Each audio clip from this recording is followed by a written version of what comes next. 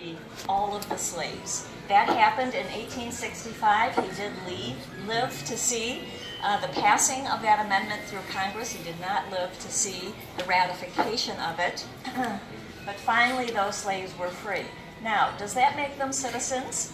You would think so, but it wasn't. It had to be written down.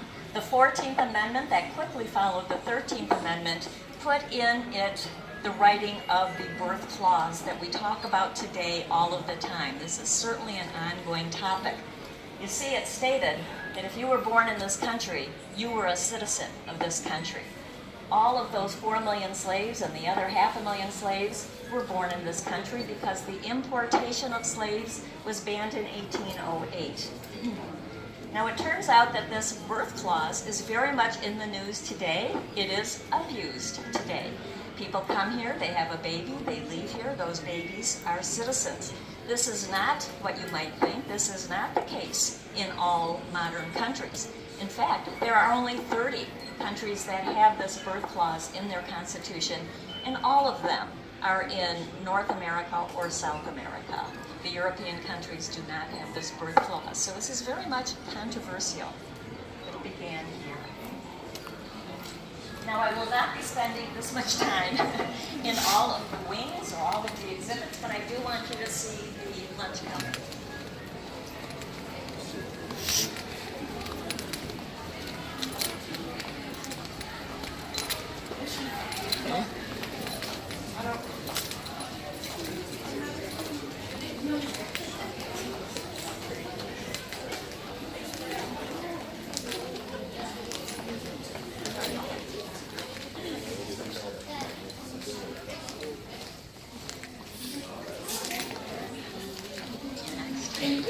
I have already alluded to the civil rights issue in this country, beginning essentially in the Jim Crow era, absolutely not gone today.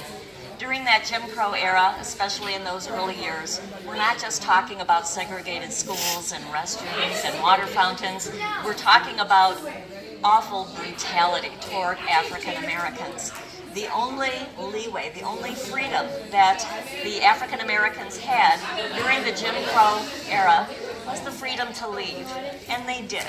By the millions, 6 million African Americans left the South for the North during the period of just before the World War I to a decade or two after World War II. Now, this created labor shortages in the South, and those labor shortages gave those that remained behind a little bit of leeway.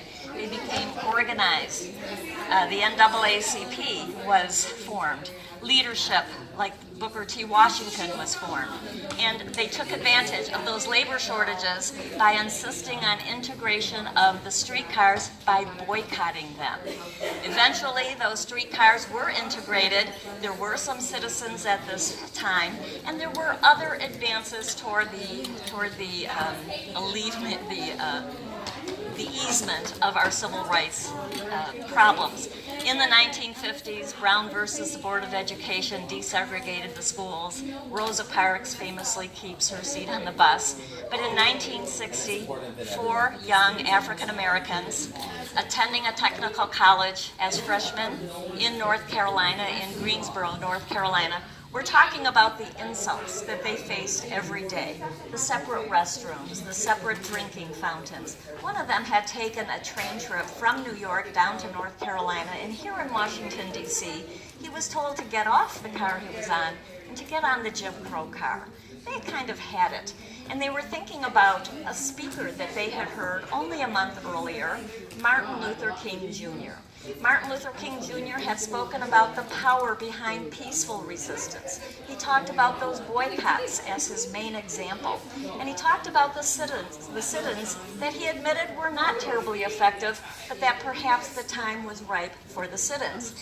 And these 4 young men, 19 after all, they thought that sounded easy. One of the insults that they faced nearly every day was at the Woolworth, just outside their campus. They used to eat there frequently, but never at the counter. They were told to go to the back. Well, they decided to just have a sit-in.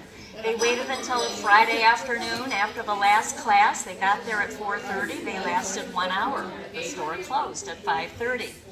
They went back to their dorm, not with a great success story, but talking about just how difficult it was, how intimidated they felt, how they were told to leave, not only by management, but by the customers, and by some of the help behind the counter, some of whom were African American.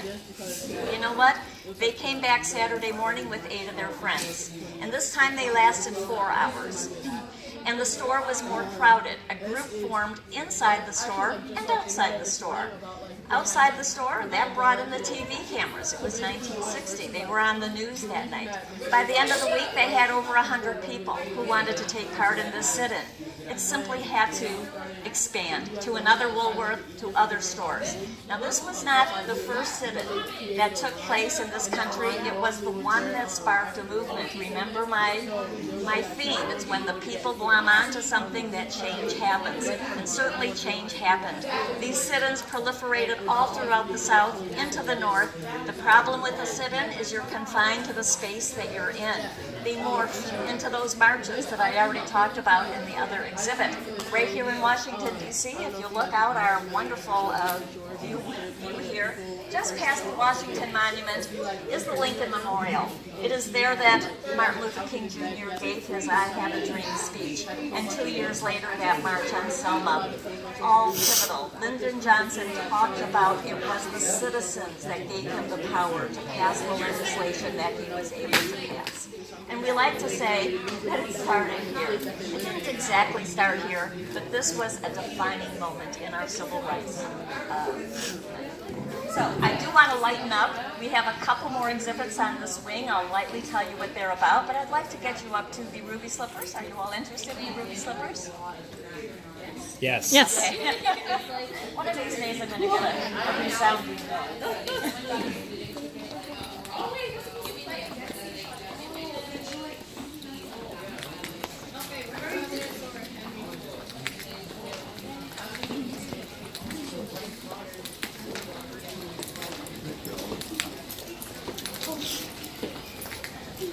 This exhibit, called Many Voices, One Nation, was a long time in coming.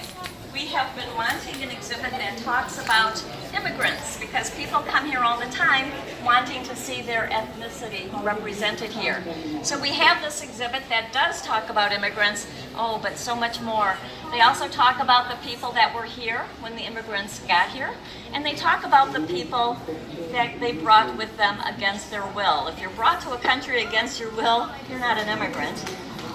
So we talk about these 3 populations of people chronologically. If you just stay to the periphery of the wall, follow the color schemes, you'll see time frames where we show you objects that depict how these 3 populations of people had to negotiate among themselves a future quite different than the one that they were expecting.